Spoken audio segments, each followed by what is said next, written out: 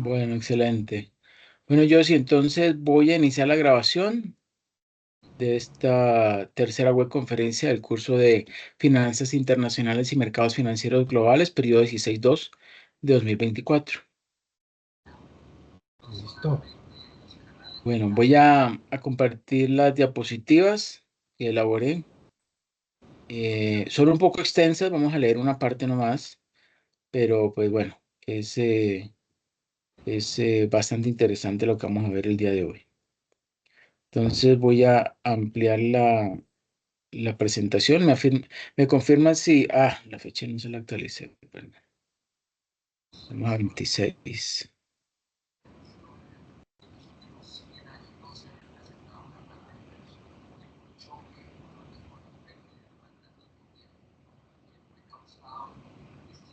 Ok.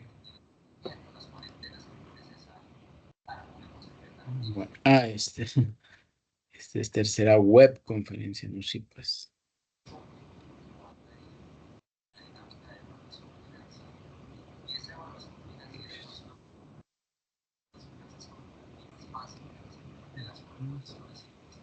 Ahora sí.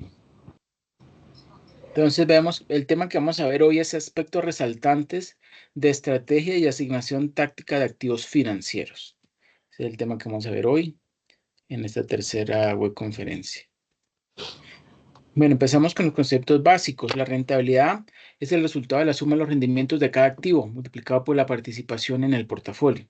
En cambio, el riesgo no es un promedio ponderado, sino el resultado de considerar cómo la covarianza, que es una medida de la relación lineal que existe entre dos variables, puede derivar en beneficios de diversificación.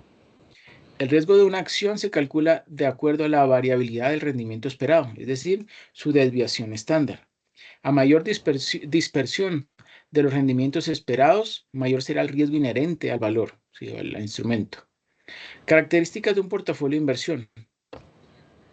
Ponemos esto en negrilla.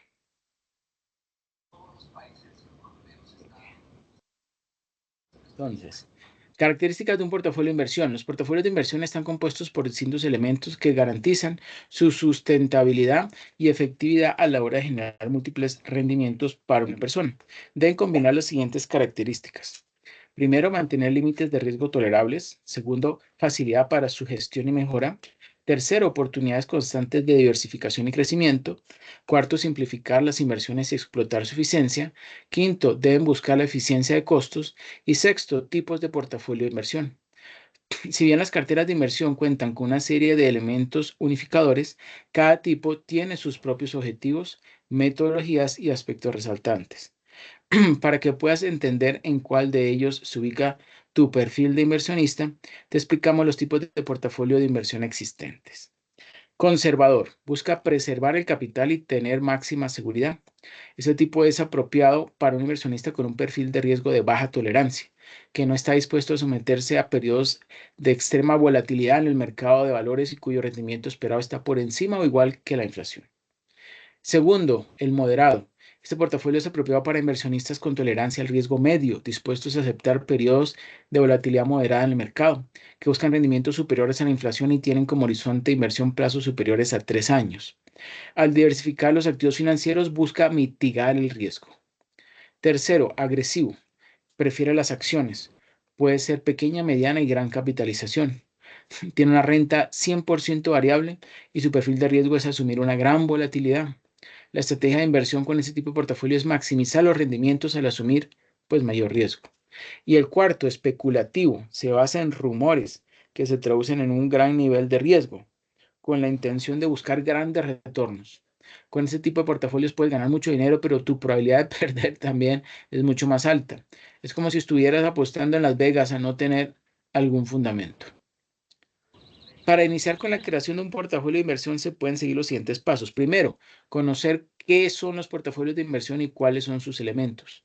Lo más recomendable es que aprendas y te intereses por conocer todos los elementos relacionados con el proceso para que puedas tomar las decisiones de inversión más favorables. Segundo, definir su perfil de inversión, teniendo en cuenta tanto sus recursos como los objetivos que se plantea al invertir. Este paso ayudará a definir qué tipo de acciones y movimientos son beneficiosos para el inversionista. Para poder crear el portafolio se debe conocer cuál es su perfil de inversionista. Tenga en cuenta que esto puede cambiar con el tiempo y según los objetivos que se propongan. Generalmente un portafolio balanceado invierte 60% de los activos en instrumentos de renta fija y 40% en instrumentos de renta variable. Sin embargo, se puede adaptar esos porcentajes según el perfil de riesgo que se desea tener y si quiere resultados a corto o largo plazo. Por ejemplo, un conservador el 90% en renta fija y 10% en renta variable. Moderado un 50% renta fija y 50% renta variable. Agresivo un 100% en renta variable y un especulativo sería NFTs, HIPOs, entre otros. Cuarto, diversificar inversiones. Invertir en distintas clases de activos ayudará a diversificar el portafolio, de modo que se pueda mitigar el riesgo en las inversiones.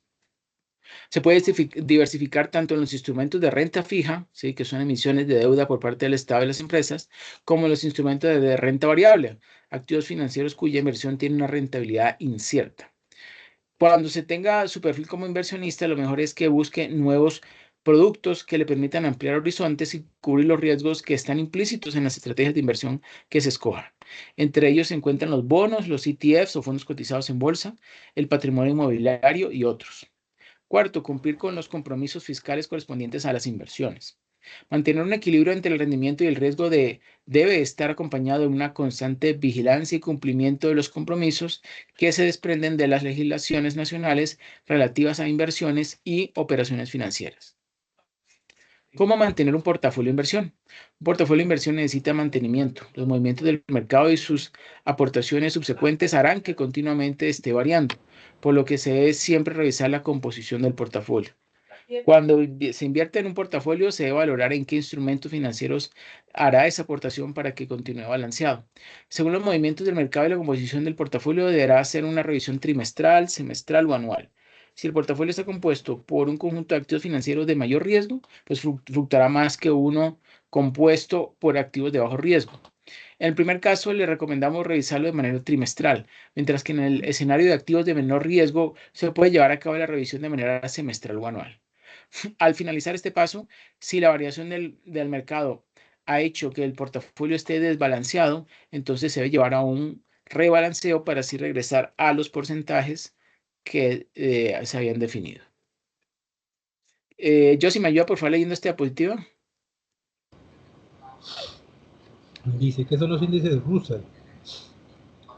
FTSE Russell gestiona una variedad de índices de mercado de valores de Estados Unidos que se encuentran en los puntos de referencia más populares para inversiones institucionales y minoristas. Los índices de mercado de valores rastrean la acción del precio acumulada de un grupo selecto de acciones elegidas en función de factores específicos. El índice Russell 3000 rastrea las acciones de 3000 empresas más grandes de mercado de valores de Estados Unidos e incluye aproximadamente el 98% de todas las acciones de Estados Unidos. Es mucho más diverso que índices populares como el S&P 500 y el Dow Jones Industrial Average, comúnmente conocido como el DJIA, que se centra exclusivamente en acciones de gran capitalización. El FTSE Russell divide el Russell 3000 en dos subíndices. Uno, el Russell 1000, rastrea las 1000 acciones del índice Russell 3000 con las mayores capitalizaciones de mercado. El Russell 2000 rastrea las acciones de mediana y pequeña capitalización de Russell 3000. Además de estos tres índices de referencia, Russell también gestiona varios otros índices basados en la capitalización de mercado o el estilo de inversión, como los índices Russell Microcap, Russell 1000 Growth y el Russell Mid Value.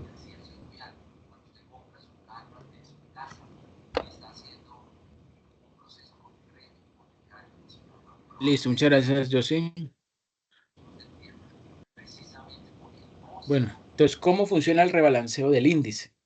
Esos índices de mercado están destinados a representar amplias franjas del dinámico mercado de valores estadounidense, por lo que deben ajustarse periódicamente para mantenerse al día con los cambios en el tamaño relativo de las acciones que los componen. Una vez al año, el FTSE Russell ajusta los desgloses entre acciones de gran, mediana y pequeña capitalización para reflejar los cambios que se han producido durante el año pasado. Revalúa las empresas según criterios de inversión para determinar la elegibilidad para índices basados en el crecimiento del valor. El proceso de reajuste 2023 comenzó más bien, el 19 de mayo, cuando el FTSE Russell construyó la cartera preliminar de reconstitución de Russell. A partir del 26 de mayo, FTSE Russell publicará listas preliminares actualizadas de miembros del Russell 3000, con posibles adiciones y eliminaciones del índice. El FTSE Russell publica listas preliminares actualizadas todos los viernes durante todo junio hasta que se lleve a cabo la reconstitución anual oficial después del cierre del mercado del cuarto viernes del mes. Dado que los mercados evolucionan continuamente y que estamos creando índices basados en empresas que pueden haber aumentado, disminuido en tamaño o cambiado sus características de crecimiento o valor durante el año anterior, nos aseguramos de capturar, los cambios en los mercados restableciendo el índice. Membresías. Dice Catherine Yoshimoto, directora de gestión de productos de FTSE Russell para los índices Russell US. Hemos descubierto que reconstituir completamente los índices anualmente, además de agregar ofertas públicas iniciales elegibles trimestralmente y aplicar ajustes diarios, pues mantiene la naturaleza representativa de los índices Russell de Estados Unidos y al mismo tiempo evita la rotación innecesaria que podría causar un reequilibrio más frecuente.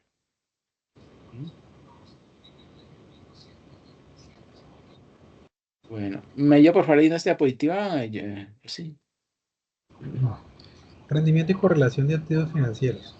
Los activos dentro de una clase de activos comparten las mismas características de riesgo, rentabilidad y reaccionan a factores similares. Por lo tanto, el rendimiento de los activos financieros dentro de una clase de activos debería tener una alta correlación, mientras que la correlación entre diferentes clases de activos financieros debería ser significativamente menor, dado lugar al efecto de diversificación. Si la correlación entre activos financieros dentro de una clase de activos específica es muy baja, existe la posibilidad de cambiar su definición y tratarlos como dos o más clases de activos. Por el contrario, una alta correlación entre dos clases de activos constituye una razón para tratarlos como uno solo. Los títulos del gobierno son considerados como libres de riesgo, aunque existen excepciones. Los bonos de mercado emergente son analizados en forma diferente a los bonos de mercado de economías desarrolladas, debido a sus sensibilidades diferentes. Una definición de clase de activo en particular no parece estar a la altura de nuestro criterio de homogeneidad de los activos constituyentes. Activos alternativos. Primeramente, esta clase de activo incluye categorías tan dispares como bienes raíces, inversión directa y fondos de cobertura que exhiben correlaciones bajas o incluso negativas. En segundo lugar, no distingue entre lo que son realmente activos como bienes inmuebles y las inversiones gestionadas como el capital privado y los fondos de cobertura.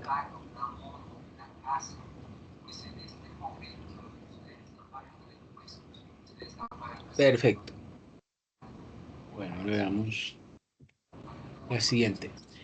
El proceso de asignación de activos está conformado por tres elementos. Primero, política de inversión. Segundo, asignación estratégica de activos. Y tercero, asignación táctica de activos. La política de inversión es formulada exclusivamente por el patrocinador o junto con el gerente de inversión y proporciona pautas generales para el gerente. Los elementos que incluye son, primero, objetivos de inversión. Aunque pueden variar bastante, una importante diferencia está entre un objetivo de preservación del capital y un objetivo de incremento del capital. El primero está asociado a un perfil conservador de capital, aunque este tipo de inversión debe apuntar a generar un rendimiento que sea lo suficientemente alto para igualar la inflación con el fin de conservar su poder de compra. El segundo tendría como objetivo aumentar el valor del capital en términos reales. El enfoque de rendimiento total de la inversión y la generación de ingresos consiste en utilizar toda su cartera para generar rendimientos de diversas fuentes, incluidos intereses, dividendos y crecimiento. Es usado por fondos universitarios y fundaciones. Busca un alto crecimiento de capital a lo largo del tiempo mediante la reinversión de los ingresos, teniendo una inclinación al capital y pagando una proporción de esto de forma continua, que sea lo suficientemente inferior al rendimiento promedio esperado para ser considerado como sostenible. Horizonte temporal. En igualdad de condiciones, un horizonte temporal más largo implicará normalmente una mayor disposición de aceptar la volatilidad a corto plazo, ya que el inversor a largo plazo tiene la oportunidad de igualar los años malos con los años buenos posteriores, mientras que el inversor a largo plazo, por otra parte, es más susceptible a los efectos negativos de la inflación. Sin embargo, el conocimiento del horizonte temporal del inversor es pertinente para otras cuestiones distintas del riesgo en sentido estricto, como el vencimiento de los últimos valores de renta fija en la cartera y el grado de liquidez de los instrumentos financieros empleados en general. Por ejemplo, incluso los bonos a largo plazo con calificación AAA podrían considerarse relativamente riesgosos para un inversor cuyo horizonte temporal sea más corto que el plazo hasta el vencimiento, ya que la disminución de los precios por la presión al alza sobre los rendimientos a largo plazo durante el periodo de tenencia podría ocultar los ingresos de pago de cupones. En cambio, para el inversor a largo plazo, si el bono a largo plazo efectivamente se mantiene hasta su vencimiento, ofrece un rendimiento nominal ex ante, incluso si el rendimiento real sigue siendo incierto. En forma similar, un bajo grado de liquidez de un instrumento determinado podría constituir una complicación no deseada para el inversor a corto plazo, pero no para el inversor a largo plazo. ¿Me ayudo por favor leyendo esta? Josie, rendimiento y correlación de activos financieros. Rendimiento y correlación de activos financieros. C. Universo de inversión. La elección de qué clase de activos deberían incluirse en la cartera es función de una lista de factores que incluyen el horizonte temporal del inversor, los requisitos de liquidez, la actitud ante el riesgo, incluido el riesgo cambiario, y la experiencia financiera general. Los activos a estudiar deben ser líquidos como acciones, bonos, equivalentes de efectivo, divisas y commodities. D. Estrategia de inversión. Se refiere a qué tipo de enfoque de gestión de las inversiones se emplearán para alcanzar objetivos de inversión. Existen 5 estrategias de inversión que se explican a continuación. La pasiva, que realiza pocos ajustes al portafolio como respuesta al mercado. La activa, que realiza ajustes más frecuentes a las condiciones del mercado. La direccional aplica para una alta correlación positiva de los mercados subyacentes. Contraria, aplica cuando existe una alta correlación negativa con los mercados subyacentes. Arbitraje. Mercado neutral. Aplica para una baja o nula correlación de los mercados dependiendo del valor relativo entre instrumentos. Perfecto. Bueno, sí. Ahora, bueno, continuamos. Tolerancia al riesgo puede formularse de varias formas, como una volatilidad máxima de la cartera general o de elementos individuales, medida durante un periodo determinado o una reducción máxima dentro de, digamos, cualquier mes, trimestre o año determinado. F. Restricciones en la gestión de la cartera. Incluyen requisitos como generación de ingresos mínimos de la cartera, un nivel mínimo de tenencia de efectivo en un momento dado o una tenencia máxima de valores individuales, generalmente debido a las restricciones regulatorias. G. Situación fiscal y otras circunstancias únicas. A menudo pueden excluir determinadas inversiones o concentrar la cartera en determinados instrumentos de inversión. Una vez establecidos los parámetros de la política de inversión, se puede formular la estrategia de asignación de activos. Dicha estrategia tiene un horizonte temporal de 5 a 10 años y se basa en las expectativas relacionadas con el riesgo a largo plazo, la rentabilidad de las diferentes clases de activos y la correlación entre ellas. En esta etapa a menudo se emplean técnicas de optimización de la tesorería moderna de carteras. La EAA, o sea, la estrategia de asignación de activos, constituye una política de asignación de activos que normalmente se establece como un peso objetivo para cada clase objetivo con alguna variación permitida alrededor del objetivo. ¿Me ayuda por favor leyendo esta? Yo sí. Por ejemplo, la EAA del inversor podría estipular que las acciones de dos grandes empresas ocuparán el 30% de la cartera, las acciones de pequeña y mediana capitalización el 20%, los bonos del gobierno a mediano plazo el 25%, bonos corporativos de alta calidad 15% y efectivo 10%, pero el administrador puede desviarse de esto dentro de los rangos dados. La ponderación central de la asignación de activos de esta política es de ahora en adelante el punto de referencia del gestor de inversores. Acciones en grandes empresas del 35% más o menos 15 puntos porcentuales. Acciones de empresas pequeñas y medianas, capitalización 20% más o menos 10 puntos porcentuales. Bonos de gobierno a mediano plazo el 25% más o menos 15 puntos porcentuales, bonos corporativos de alta calidad, 15%, más o menos 10 puntos porcentuales, y en efectivo el 5%, más o menos 5 puntos porcentuales.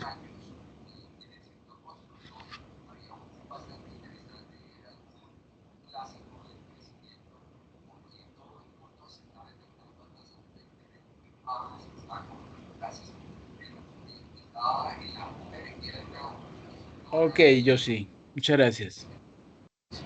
¿Hasta ahí alguna pregunta o duda? No, no, señor. No. Bueno. Bueno, aunque la estrategia de asignación de activos es de naturaleza estática, los supuestos subyacentes a largo plazo deben revisarse y modificarse periódicamente, lo que puede dar lugar a cambios en la misma estrategia de asignación de activos. Esta revisión se realiza normalmente una vez al año. La táctica de asignación de activos, o la TAA, constituye un complemento activo de la estrategia de asignación de activos, que es esencialmente pasivo. En la TAA, las desviaciones de los pesos objetivo en la estrategia de asignación de activos, pero dentro de los rangos permitidos, se realizan deliberadamente de forma discrecional. El principio central de la táctica de asignación de activos es que tales desviaciones de las ponderaciones de la cartera, realizadas durante periodos más cortos, digamos de 3 meses a un año, pueden agregar valor a la cartera. Las desviaciones pueden ser provocadas por aparentes anomalías de precios en el mercado o por cambios en los fundamentos económicos y la política monetaria, que son de tal importancia que hacen que los pronósticos de rendimiento a corto plazo difieran significativamente de los estimados para los propósitos de la estrategia de asignación de activos. La visión a corto plazo se expresa sobreponderando eh, contra el objetivo central de aquellos activos que se espera que tengan un rendimiento superior e infraponderando aquellos activos que se espera que tengan un rendimiento inferior, con miras a volver a los niveles de referencia una vez que se materialice el rendimiento superior o inferior. Cualquier desviación en el peso de una clase de activos obviamente tiene implicaciones en el peso de los demás.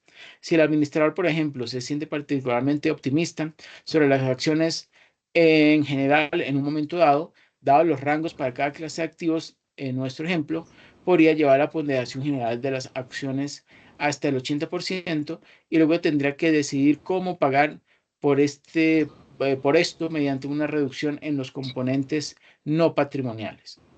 El gestor puede sentirse particularmente optimista acerca de las acciones de pequeña y mediana capitalización y subir hasta una ponderación del 30% de esta clase de activos, mientras reduce las grandes capitalizaciones al 25%, dejando así la ponderación general de las acciones sin cambios.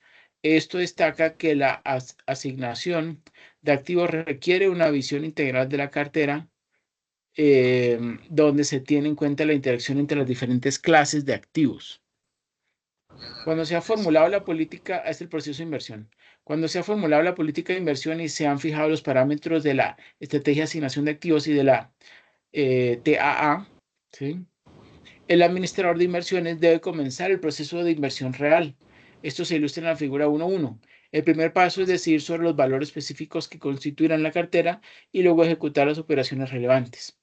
En las empresas profesionales de gestión de activos, la mesa de ejecución normalmente proporcionará información útil sobre los flujos y la liquidez del mercado para ayudar al administrador de la cartera a optimizar el tiempo y el número y el tamaño, perdón, de cada operación hasta que se haya construido la cartera completa. Es por eso. Bueno, Maya, por favor, leyendo esta. Y yo sí.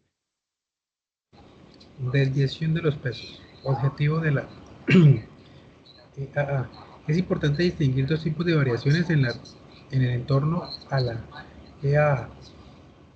Decisión sobre TAA que, como se discutió anteriormente, son discrecionales y se basan en la expectativa a corto plazo que difiere de las de la EAA. Segundo, variaciones que surgen de diferentes rendimientos entre las clases de activos que dan lugar a una desviación de la cartera, que se aleja de las ponderaciones objetivos de la EAA. Examinaremos reequilibrio. La figura 1.1, proceso de inversión. Dice, Perfecto. Entonces, mire esas tres circunferencias, yo sí. La primera dice decisiones del portafolio y ejecución, ¿sí?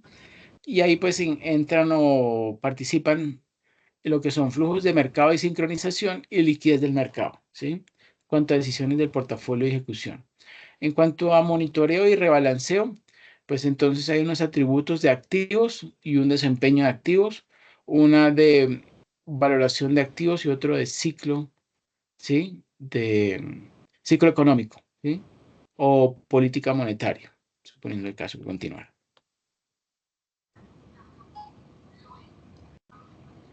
Rebalanceo, me ayuda por favor leyendo el rebalanceo, yo sí. El rebalanceo es un proceso por medio del cual la estructura de un portafolio se ajusta a la estructura pactada originalmente y de la cual se ha alejado de manera natural por los motivos de los mercados, por los movimientos de los mercados. El rebalanceo de posiciones tiene básicamente tres connotaciones. Una que consiste en tratar de adelantarse al mercado o estrategia de marketing, o que se puede definir como rebalanceo patrimonial, y la última a través de bandas. La estrategia del marketing consiste en entrar o salir del mercado con una visión de corto plazo, tratando de sacar provecho de las oportunidades que derivan de la volatilidad de los mercados financieros. Esta clase de rebalanceo tiene el inconveniente de que el movimiento esperado de los mercados podría no presentarse o presentarse en sentido contrario, en cuyo caso se incurrirá en minusvalías durante un periodo prolongado de tiempo. Por otro lado, diversos estudios han demostrado que después de un periodo largo de tiempo, el valor agregado por la estrategia del make teaming es prácticamente nulo. Es decir, no se puede pensar que todas las operaciones serán siempre ganadoras, algunas saldrán bien y otras serán perdedoras. De la misma manera, el tratar de anticiparse a los mercados es altamente riesgoso, ya que al estar desinvertido en momentos de alza, por ejemplo, se podría dejar de lado el rendimiento importante para los portafolios. En el caso del rebalanceo patrimonial, se hacen cambios en el portafolio con una visión de largo plazo y con el objetivo primordial de apegarse de manera estricta a las políticas de inversión establecidas con los inversionistas. Es decir, el rebalanceo patrimonial tendrá siempre y en todo momento como principal objetivo garantizar la estructura de activos original, debido a que esta estructura es consistente con los objetivos financieros de los inversionistas. Perfecto, muchas gracias, yo sí. Bueno, cuando se lleva a cabo el rebalanceo patrimonial es importante establecer las reglas que van a determinar la forma de realizar dicho rebalanceo. De manera particular se pueden definir dos reglas esenciales de objetivos puntuales, una en términos de un rango porcentual específico y otra en función de un periodo de tiempo determinado. Estas reglas, al implementarse de manera conjunta y disciplinada, pues robustecen el proceso de rebalanceo. En el caso de la determinación de un rango específico, se podría establecer, por ejemplo, un rango de fluctuación de 3 puntos porcentuales por arriba o por debajo con respecto al parámetro de comparación.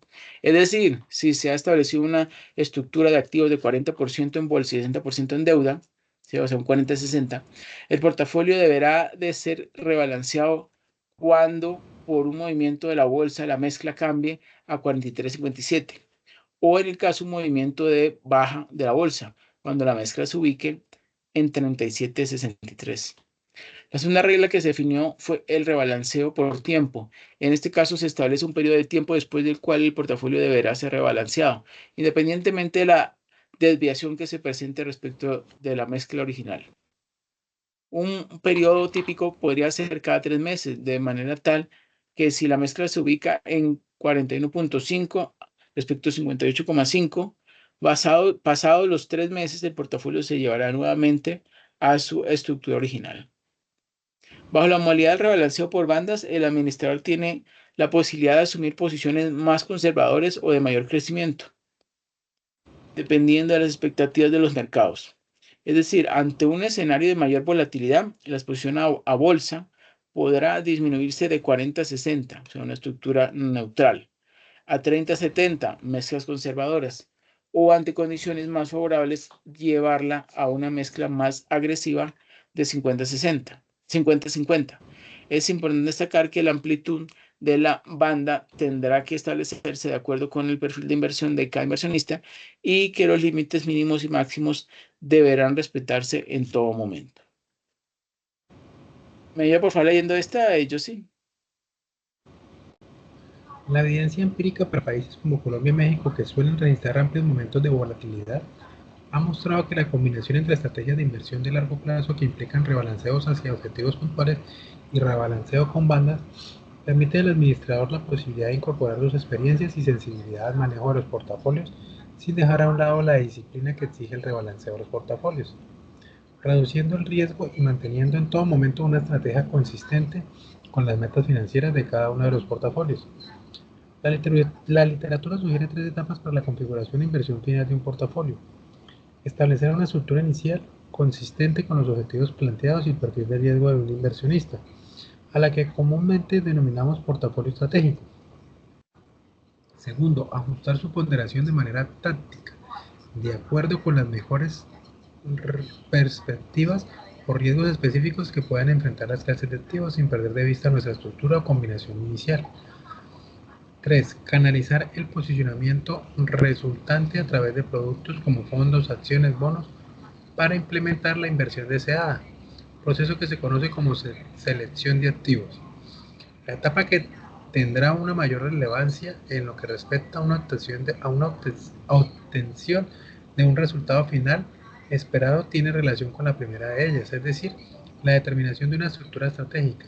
Establecer dicha composición no resulta ser una tarea simple, en la medida que debemos sopesar tanto las características propias del objetivo de inversión planteado como las del inversionista variables del conjunto delimitarán la cantidad de riesgo de un portafolio podrá asumir.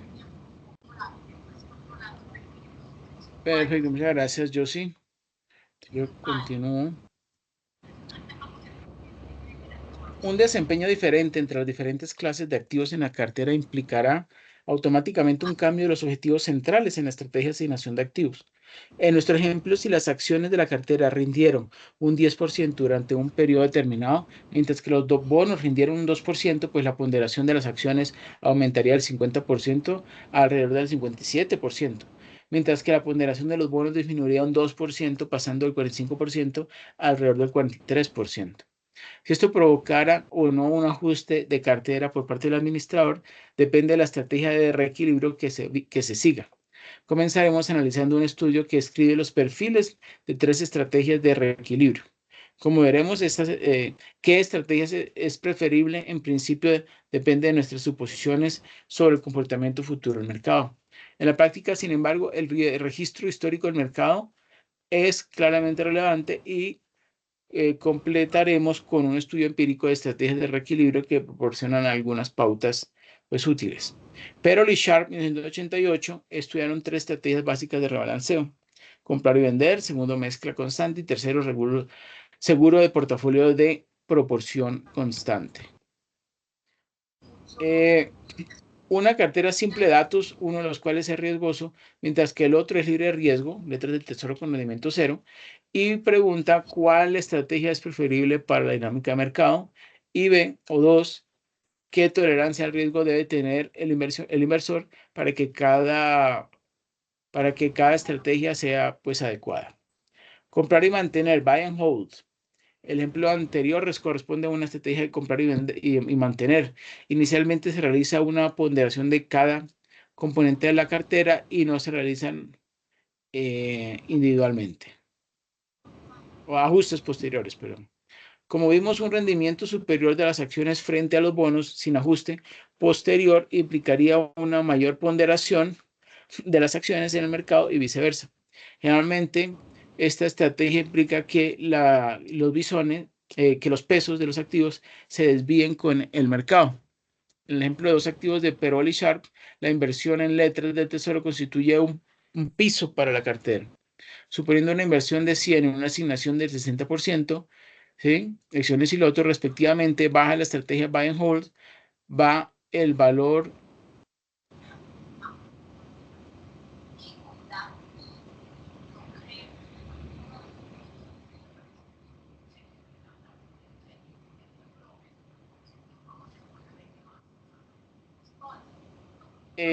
Yo sí me escuchan. Sí. Ok. Entonces seguimos con la siguiente, ¿no? Entonces, esta es comprar y mantener la estrategia buy and hold. El valor de la cartera es una función lineal del valor de las acciones de la cartera. La estrategia buy and hold implica, por tanto, que la tolerancia al riesgo del inversor varía positivamente con la riqueza y los rendimientos del mercado de valores. Mezcla constante o constant mix. Los inversores que siguen la estrategia de mezcla constante decidirán la ponderación inicial de cada componente de la cartera y reequilibrarán la cartera para que las ponderaciones vuelvan a su nivel inicial, después de que se hayan producido los movimientos de mercado. Esto implica que la proporción de activos de riesgo es independiente del nivel de riqueza y que los inversores mantendrán activos de riesgo en todos los niveles de riqueza. En nuestro ejemplo, los dos activos, la inversión objetiva en acciones es una constante, es decir, inversión objetivo en acciones igual a M por valor del portafolio. Y por tanto, o dado, donde, perdón, M se encuentra entre 0 y 1, pero es inferior a 1. Volviendo a nuestra inversión de 100, 60, 40, si el mercado de valores cae un 10%, el valor de las acciones en la cartera habrá caído a 54 y la cartera total a 94. De 54 sobre 94 es igual al 57,4%, que está por debajo del objetivo del 60% y por lo tanto provoca un reequilibrio. Luego el movimiento del mercado del 60% corresponde a 60,94, 60% de 94, lo cual da 56,4, por lo que el administrador comprará 2,40 de acciones, financiando la compra mediante la venta de letras de esa cantidad, y se comprará 2,4. Luego el administrador comprará 2,4 de qué. Bueno, ¿me ayuda por favor leyendo esta? Yo sí. ¿Qué pasaría en el ejemplo opuesto? Si el mercado de valores subiera un 10%, el valor de las acciones en la cartera aumentaría a 66 y el valor de la cartera general a 106. Las acciones ahora ocuparían 66 sobre 106 y es igual al 62,3%. Después del movimiento del mercado, el 60% correspondía al 0,6 por 106 dólares igual a 63,6, por lo que el administrador vendería 2,4 de acciones para volver al peso al 60%, devolver el peso al 60%. Objetivo usado los ingresos de esta venta para agregar a las letras del tesoro. En resumen, la estrategia de mezcla constante implica que una caída en el valor de la acción o de activo de riesgo es igual a la compra de acciones. Un aumento en el valor de las acciones o activo de riesgo se traduce en venta de acciones. Debido a que la estrategia de mezcla constante es esencialmente opuesta, tendría un rendimiento inferior a la estrategia de compra y mantener en mercados con una fuerte tendencia alcista o bajista. En el caso del mercado alcista, un inversor que sigue esta estrategia está vendiendo efectivamente en la tendencia alcista para mantener las ponderaciones objetivo, mientras que el inversionista que sigue la estrategia de comprar y mantener se beneficia del peso creciente de las acciones a medida que sube el mercado de valores. En el caso del mercado bajista, este inversor está comprando efectivamente en la tendencia bajista, mientras que el peso porcentual de las acciones para el inversor buy and hold se reduce automáticamente a medida que las acciones bajan.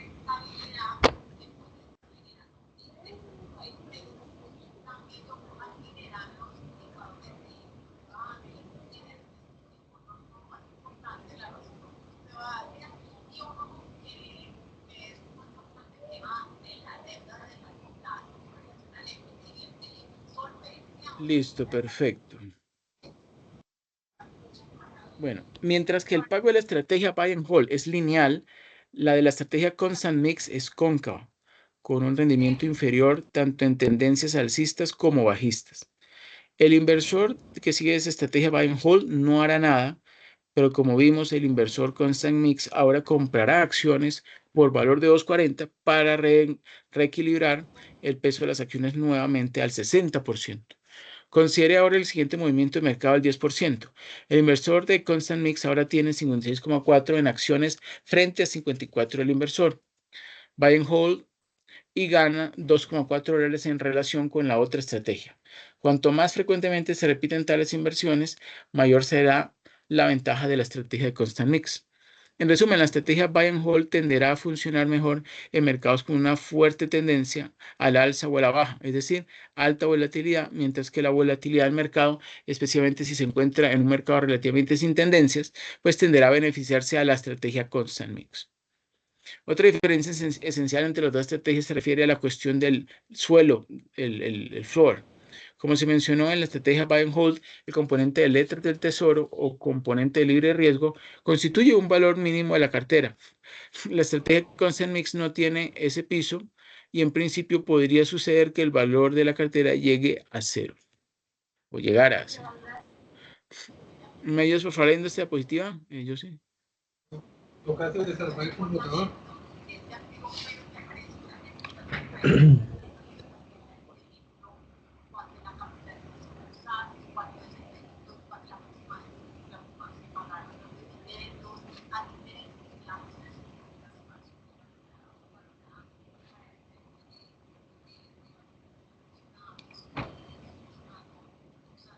Yo sí me ayudo leyendo esta diapositiva, por favor. Señor. Denominado en inglés Constant Proportion Portfolio Insurance, el CPPI o el SPPC en español. Es una estrategia de inversión popular que se utiliza para gestionar el riesgo de una cartera. La idea básica detrás del CPPI es dividir una cartera en dos partes, un activo riesgoso y un activo seguro. El activo riesgoso suele ser las acciones, mientras que el activo seguro suelen ser los bonos. Luego, el inversor establece un valor mínimo para la cartera, por debajo del cual no requiere que caiga la cartera.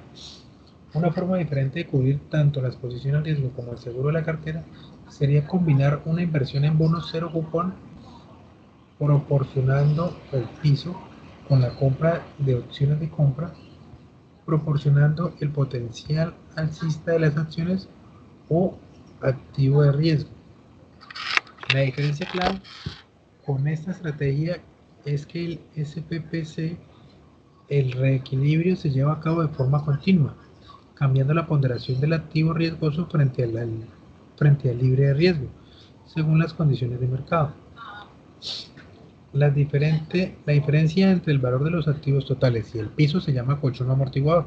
La exposición a acciones activos de riesgo se mantiene en un múltiplo constante de amortiguación. De ahí el nombre, es decir, dólares en acción es igual a M por activo menos piso. M es el multiplicador. Continuando con nuestra inversión de 100, supongamos que el piso es de 75 y el multiplicador es de 2. La inversión en acciones será 2 por 100 menos 75. Eso es igual a 50, mientras que las letras del tesoro tomarían los 50 restantes.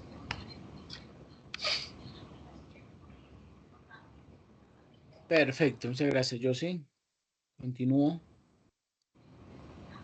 La pérdida porcentual máxima tolerable en las acciones está inversamente relacionada con el tamaño del multiplicador y es igual a 1 sobre M. En nuestro ejemplo, la caída máxima tolerable en el mercado de valores sería el 50%, un medio, lo que reduciría el valor de las acciones en la cartera a 25 dólares si el valor de la cartera general llega a 75. En resumen, la estrategia de seguro portafolio de proporción constante implica que, primero, una caída en el valor de las acciones o activo de riesgo pues va a implicar una venta de acciones. Un aumento en el valor de acciones o activo de riesgo va a implicar una compra de acciones. La pérdida porcentual máxima tolerable de las existencias está inversamente relacionada con el tamaño del multiplicador y es igual a 1 sobre m. En nuestro ejemplo, la caída máxima tolerable en el mercado de valores sería el 50%, un medio, lo que reduciría el valor de las acciones en la cartera a 25 y el valor de la cartera general a 75. Si el multiplicador hubiera sido 3, la inversión en acciones habría sido de 75 y la inversión en letras del tesoro de 25. M aumenta el riesgo de que el cojín se borre en una recesión repentina y ello se conoce como gap risk o riesgo diferencial. Para implementar el CPPI, los inversores deben seguir algunos pasos básicos. Primero, determine el valor mínimo de la cartera. El valor mínimo es el valor mínimo al que puede caer la cartera. Normalmente se fija en un porcentaje de la inversión inicial. Segundo, determine el valor del colchón. El valor del colchón es la diferencia entre el valor actual de la cartera y el valor mínimo. Esta es la cantidad de dinero que el inversor tiene disponible para invertir en el activo riesgoso. Tercero, reequilibrar la cartera. Luego el inversor reequilibra la cartera para que el activo riesgoso y el activo seguro pues estén en las proporciones correctas. La proporción del activo riesgoso está determinado por el valor del colchón. Cuarto, repetir. El inversor repite estos pasos de forma regular, normalmente mensual o trimestralmente. Por ejemplo, digamos que un inversor tiene una cartera por valor de $100,000 con un mínimo de $80,000. Por lo tanto, el valor del colchón es de $20,000. Luego el inversionista invierte los 20,000 en el activo riesgoso como acciones mientras mantiene los 80,000 restantes en el activo seguro, como los bancos. Si el valor de la cartera aumenta, el inversor tendrá más dinero para invertir en el mercado riesgoso. Si el valor de la cartera disminuye, el inversor tendrá menos dinero para invertir en el activo riesgoso. El equilibrio que utiliza el CPPI es lo opuesto al requerido por la estrategia de mezcla constante. Si bien esa estrategia se beneficia de los mercados oscilantes pero planos y la estrategia de buy and hold es neutral en estas circunstancias, pues CPPI sufriría. El CPP se ha utilizado principalmente en productos estructurados y menos en la gestión de carteras estándar. El seguro de cartera de proporción constante permite a un inversionista mantener la posición al potencial alcista de un activo riesgoso mientras brinda una garantía de capital contra el riesgo a la baja.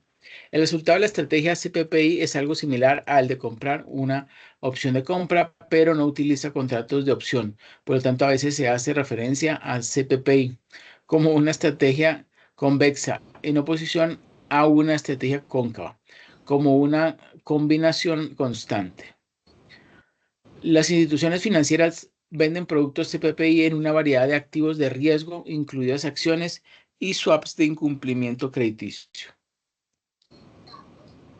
¿Me ayuda por favor leyendo esta diapositiva, yo sí? El inversor realizará una inversión inicial en el activo de riesgo igual al valor de multiplicador por valor colchón en dólares e invertirá el resto en el activo conservador. El valor del multiplicador se basa en el perfil de riesgo del inversionista y se obtiene preguntando primero cuál podría ser la pérdida máxima de un día en la inversión riesgosa. El multiplicador será el inverso de este personaje. A medida que el valor de la cartera cambie con el tiempo, el inversor reequilibrará de acuerdo con la misma estrategia. CPPI consta de dos cuentas, una cuenta de riesgo y una cuenta de seguridad. Como lo indica su nombre, ambas cuentas tienen propósitos específicos en la estrategia de inversión general de un individuo. La cuenta de riesgo está apalancada con posiciones de futuros para protegerse de las desventajas de una exposición significativa a la renta variable. Los fondos se transfieren dinámicamente entre las dos cuentas en función del entorno económico. El cronograma para el reequilibrio depende del inversionista, siendo los ejemplos mensuales o trimestrales los que se citan con frecuencia. Por lo general, CPPI se implementa en términos de 5 años. Idealmente, el valor de colchón crecerá con el tiempo, lo que permitirá que fluya más dinero hacia el activo riesgoso. Sin embargo, si cae el colchón, es posible que el inversor necesite vender una parte del activo de riesgo para mantener intactos los objetivos de asignación de activos. Uno de los problemas con la implementación de la estrategia CPPI es que no elimina el riesgo inmediatamente de sus participaciones cuando los mercados se mueven en la dirección opuesta. Una estrategia hipotética del CPPI durante el horizonte temporal de inversión de 5 años habría tenido un rendimiento inferior al del S&P 500 durante varios años después de la crisis financiera del 2008.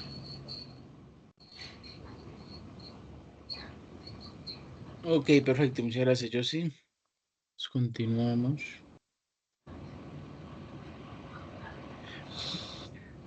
Mediante modelos econométricos de series de tiempo se puede pronosticar el número de rebalanceos necesarios para mantener un portafolio asegurado, así como el tiempo que debe transcurrir entre cada uno de estos.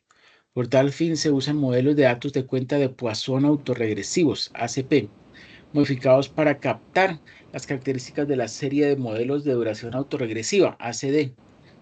Los modelos capturan la autocorrelación de las series y pronostican adecuadamente el costo de transacción asociado a los rebalanceos. Pero y Sharp, en 1985, enumeran varias estrategias dinámicas para crear portafolios asegurados. Una de ellas, conocida como seguro de portafolio de proporciones constantes, o sea, Constant Proportion Portfolio Insurance, consiste en mantener la exposición a los activos de renta variable como un múltiplo constante de la diferencia entre el valor del portafolio y la máxima pérdida. Otra estrategia de aseguramiento consiste en crear un activo sintético de cobertura cuyo valor replique el valor del portafolio, pero que no caiga por debajo de un nivel asegurado. Esta última estrategia se conoce como cobertura delta, delta hedge. Para que funcione debe ser posible para el administrador de portafolio cambiar continuamente la participación del activo riesgoso y el activo libre de riesgo. De lo contrario, el activo sintético no replicará al portafolio y aumentarán las probabilidades de pérdida. Para determinar en qué momento y de qué forma se debe cambiar esas participaciones, se deben realizar rebalanceos de la posición. Estos rebalanceos están determinados por el cambio en la cobertura del portafolio, es decir, si la variación acumulada de delta supera un umbral. El portafolio deberá rebalancearse para garantizar que su valor no caiga por debajo del nivel asegurado.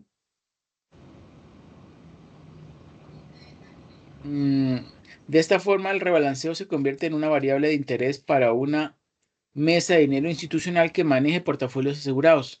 Para trazar su estrategia de trading es valioso saber qué tan frecuente deben estar rebalanceando su posición o cuántas veces deben hacerlo en un horizonte de tiempo. Esto con el fin de tener una estimación del costo en el que deben incurrir cada mes,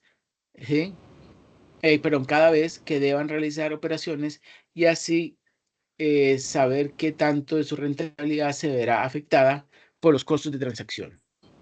Ok, válido.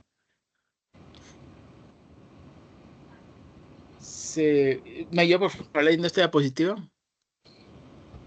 Para el pronóstico del número de rebalanceos consideramos dos variables de interés. La primera es el tiempo transcurrido entre dos operaciones de rebalanceo. Para moldear este tipo de variables, Engel y Russell en 1998 desarrollaron los modelos de duración condicional autorregresiva, los cuales han sido muy usados para series financieras, los cuales tienen propiedades muy similares a los modelos ARMA, facilitando una subestimación y posterior evaluación. La otra variable de interés es el número de rebalanceos para un periodo determinado, cada 60 minutos. Eso es un dato de cuenta. Y modelará mediante modelos Poisson condicional autorregresivo propuestos por Heinen en 2013.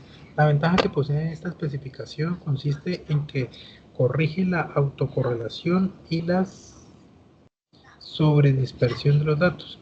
El pronóstico nos dirá cuántos rebalanceos se deben hacer en los diferentes intervalos de tiempo. Gracias a la disponibilidad de datos de alta frecuencia que hoy en día tienen los mercados financieros, se cuenta con información intradiaria de las operaciones de mercado, la cual nos permite conocer los movimientos del mercado y capturar todos los posibles eventos que puedan afectar la volatilidad intradiaria de un portafolio. Estos datos cuentan con todas las propiedades de una serie financiera: heterocedasticidad, estacionalidad, clúster de volatilidad, elevada dosis y colas pesadas en su distribución. Por tal razón es necesario usar modelos econométricos para series de tiempo que corrijan los hechos estilizados mencionados. La especificación del modelo varía según la naturaleza de los datos. Para el caso del tiempo que debe transcurrir entre un rebalanceo y otro, los modelos de duración son apropiados. mientras que para el caso de números de rebalanceos que se deben realizar en un periodo de tiempo se debe usar modelos de datos de cuenta. Estos modelos permiten parametrizar los datos a una distribución. Perfecto. Perfecto. Bueno. El aseguramiento de portafolios es una estrategia dinámica de cobertura que permite asegurar el valor y el rendimiento de un portafolio.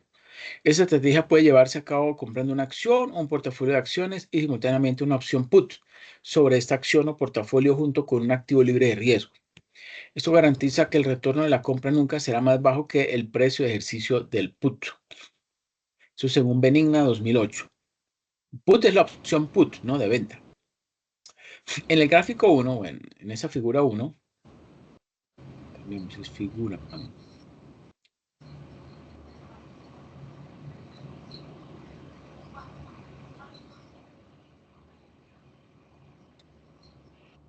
Bueno, en la figura 1 podemos observar el objetivo de una estrategia de este tipo. Si se fija un valor del portafolio al cual estará asegurado, se debe garantizar que por debajo de ese nivel no se podría o no se podrá estar a pesar de la volatilidad del activo subyacente. La estrategia de aseguramiento dinámico ha considerado por diferentes autores, Brennan y Schwartz 2026, propusieron a las compañías de seguros que debían realizar un pago mínimo a sus clientes, una cobertura siguiendo el modelo de valoración de opciones de Black & Scholes. Esos autores incluyen este tipo de estrategia la función de utilidad del individuo, suponiendo diferentes tipos de aversión al riesgo, incluyendo algunas veces los costos de transacción de aversión al riesgo, los costos de transacción asociados, perdón. Esta literatura parte de la teoría CPPI, Constant Proportion Portfolio Insurance, la cual permite al individuo mantener un activo riesgoso si cuenta con la posibilidad de invertir constantemente. Black y Perot, 1992, encuentran que en ausencia de costo de transacción, el CPPI es equivalente a invertir en opciones americanas y es óptimo para un individuo con una función de utilidad con aversión al riesgo hiperbólico. La ventaja de la estrategia de aseguramiento de portafolio mediante la replicación de opciones consistente en recomponer un portafolio que se acomode a un tiempo de maduración definido, el cual tiene un objetivo que termina cuando vence el contrato. Sin embargo, según Perot y Sharp, no sé cómo hacen, la exposición de un portafolio asegurado con opciones depende del horizonte de tiempo, es decir, a medida que aumenta, pasa el comportamiento del activo riesgoso, afecta en una mayor magnitud, ¿sí? La estrategia este es otro. La estrategia de aseguramiento mediante opciones implica la elección de un token que debe ser traído a valor presente en cada momento del tiempo para de esta forma recomponer la cantidad de activo riesgoso y no riesgoso que garantice que el valor del portafolio no caiga por debajo de un límite. Esta estrategia se conoce como delta hedging y permite tomar decisiones cortas y rápidas dependiendo,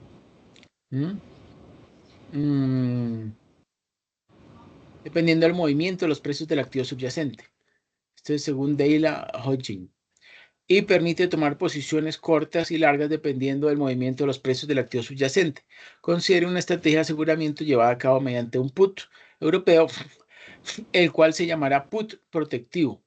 Es una opción típica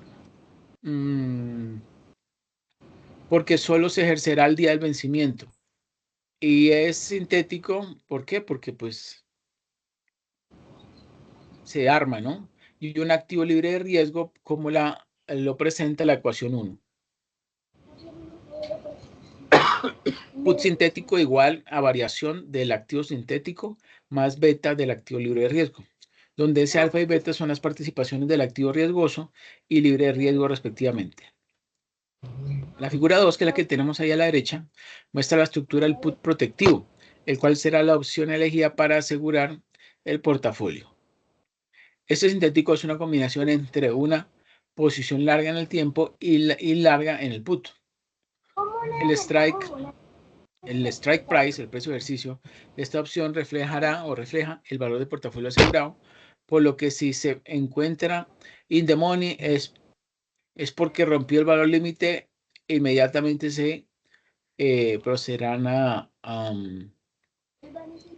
pues, aplicar esos cambios. Para un administrador de portafolio, las estrategias de aseguramiento a través de opciones pueden ser muy útiles, sobre todo si su desempeño es constantemente monitoreado y las pérdidas o ganancias que genere determinan su labor. Para un creador de mercado, estas estrategias son aún más ventajosas, ya que pueden rebalancear más frecuentemente porque no tiene un riesgo de contraparte asociado. Y bueno, ahí sigue entonces con la fórmula. Estas son muchas más diapositivas, Josie. Yo diría que seguir ahí, pero obviamente yo le voy a compartir estas diapositivas para que usted con detenimiento, ¿sí? Pues pueda ver esos beneficios de aplicar la econometría también en los trabajos de grado, ¿cierto? De la maestría en gestión financiera. Sí, porque estaba larguísimo. Sí, está largo. Es cierto, pero está completo. Leamos por favor las conclusiones.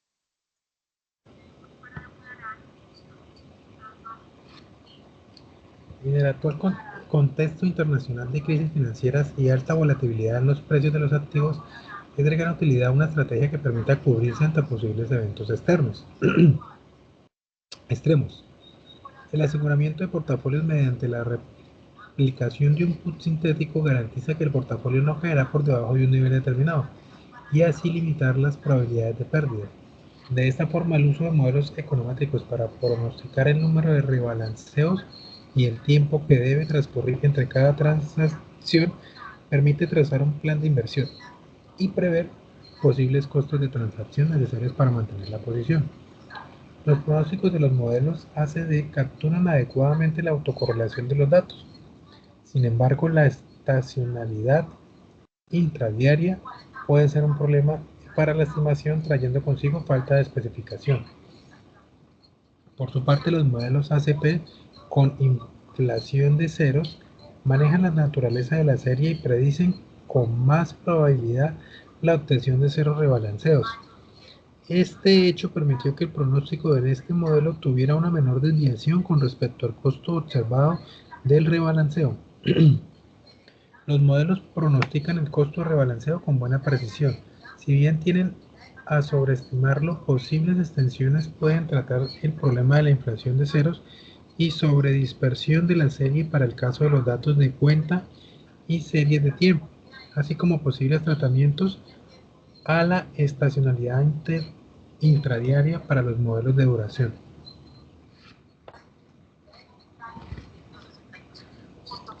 Perfecto, muchas gracias, Josie. Quiero preguntarle, Josie, si usted ya creó el portafolio de inversión en el simulador How the Market Works. Sí, señor. Ok, excelente. ¿Y ya lo organizó, ya asignó los 10 activos financieros y utilizó los $250,000? Sí, sí, yo ya tengo inversión ahí, ya estoy, mejor dicho, embilletado. Ok, ¿y ya está rebalanceando? ¿Va aumentando el valor del portafolio? Pues he estado mirando así todos los días, pero pues la verdad me ha ido bien. Bueno, excelente. Esa es la idea, ¿no? Que al final termine con un mayor valor en su portafolio y obviamente va a recibir entonces su certificado. ¿Ok?